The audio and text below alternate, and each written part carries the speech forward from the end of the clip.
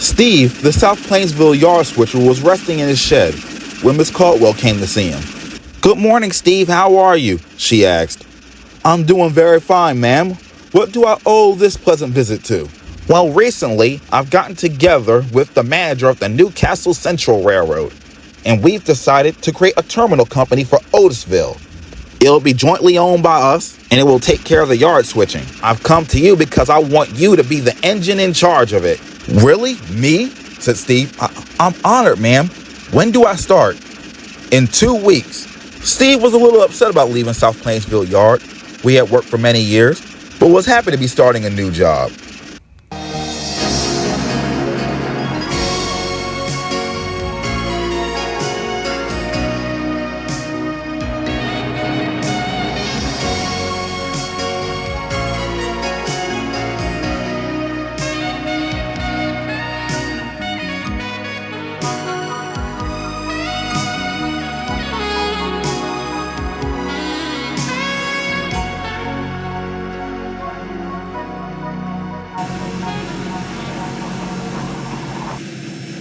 The other rangers were happy Steve had gotten a new job, but they were going to miss the way he ran the yard. For the time being, Alex and Miss Caldwell arranged to borrow a diesel locomotive from a nearby short line. His name was Fletcher. The engines were familiar with him because he covered for Steve when he went in for repairs a while ago. He did pretty well and they liked him, at first. But after a few weeks working in South Plainsville Yard, things began to decline. He would constantly show up to the yard late and would get very irritable when the engines would criticize his work. Sometimes he would yell and go into a fit of rage, and his driver would have to try everything to calm him down. One morning, Alex had a special job for Somaya. The elementary school has arranged for a field trip to tour the seaport. "Samiyah, I'd like for you to take the special train." Samaya beamed. "Thank you, Alex. I will do a good job." Somaya got loaded with coal and then made her way to the station. Kevin was waiting nearby. "Fletcher still hasn't got up," he told Somaya. "You're going to have to collect your own passenger cars." "Well, isn't this just great?" she grumbled. "What's the point of having a yard switcher if he can't even be on time?" Somaya eventually collected the passenger car she needed and was soon heading toward the seaport with a bunch of happy children.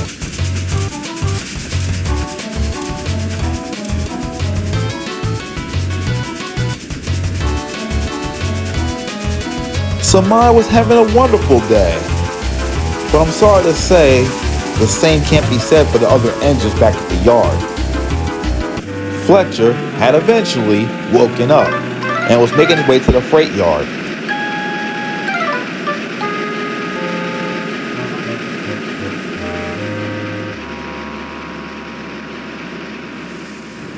When he got there was a line of engines waiting for their trains. They honked, whistled, and shouted at him. "Come on, Fletcher," called Ian. "My train should have been out 45 minutes ago." "And my train's doing 15 minutes, snapped Christian. All right, keep your boiler jackets on," snapped Fletcher. "I'll get your trains ready in a minute." Fletcher rolled about the yard, snapping at the engines and ordering the freight cars about. One by one, the freight trains departed, although very late indeed. But in that time, more engines had arrived to not only pick up trains, but to drop them off.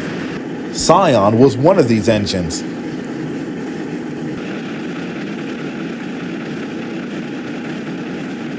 "Fletcher, I've been waiting here for a half an hour, and my car still haven't been taken away." "I will get to it in a minute," he snapped. Scion was completely taken by surprise. "Whoa, calm down," he said, but it was too late for that. Fletcher's face went red, and he began revving his engine, louder and louder. His driver climbed out of the cab. He knew he had to try to calm Fletcher down again, but as he did so, something in Fletcher's engine snapped. He shot forward, throwing his driver into the ballast, and raced out of the yard out of control, much to the surprise of everyone else. Fletcher was so angry and overwhelmed, he didn't realize what he had done. "Help! Help!" cried the hoppers.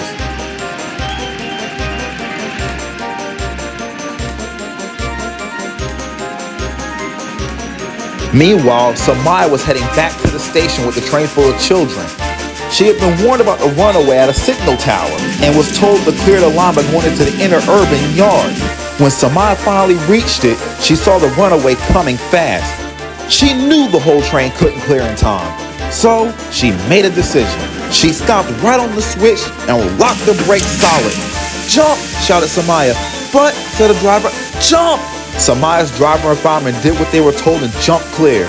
And the conductor, along with the trainman and brakeman, told everyone in the passenger cars to brace for impact.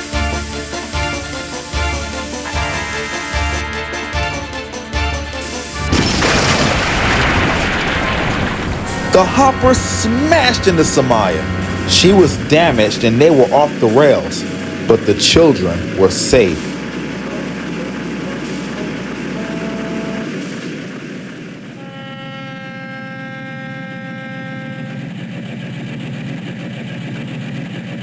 Michelle was dispatched up the line with a wreck train to clear the line. She had also brought Miss Caldwell.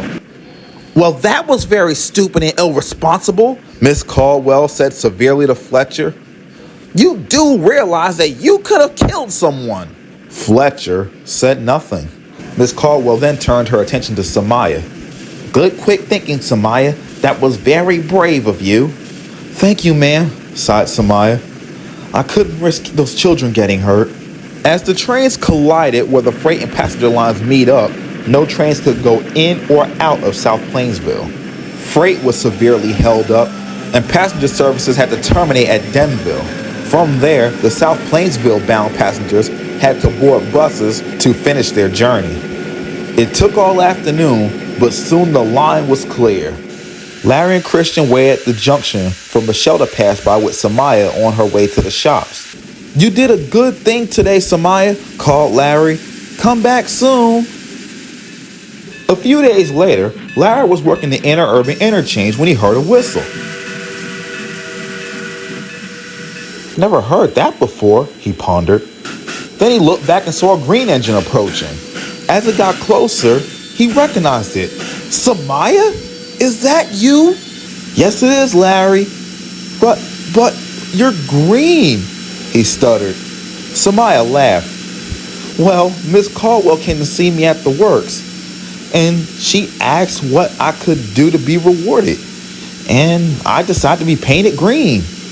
But your whistle." "Oh, the whistle? That's just something the shop workers wanted to fit on me after I was finished with my repairs. Now, what's been going on around here? Do we have a yard switcher?" "Oh, we do," answered Larry. "Miss Caldwell and Alex decided to give Jihad the job. He handles the freight cars well. They don't give him any trouble, and the passenger cars seem to like him." "And what about Fletcher?" Somaya asked. Well, after Michelle towed him back to the yard, he was scolded by Caldwell again and Alex. The following morning, Chrissy took him back to his short line. The damage to him was minimal, so he should be back in service by now. "Well, that's good," said Samiyah. "I do kind of feel sorry for him," Larry continued. "He wasn't a bad engine, it's just that this yard was just too big for him to handle. He's probably better suited for short lines." "Okay, Larry," called the conductor. "Time for us to go." "Come on," grinned Larry. "You can come with me back to the shed. I can't wait till everyone sees your new look." "Me too," agreed Somaya. And the two friends puffed away.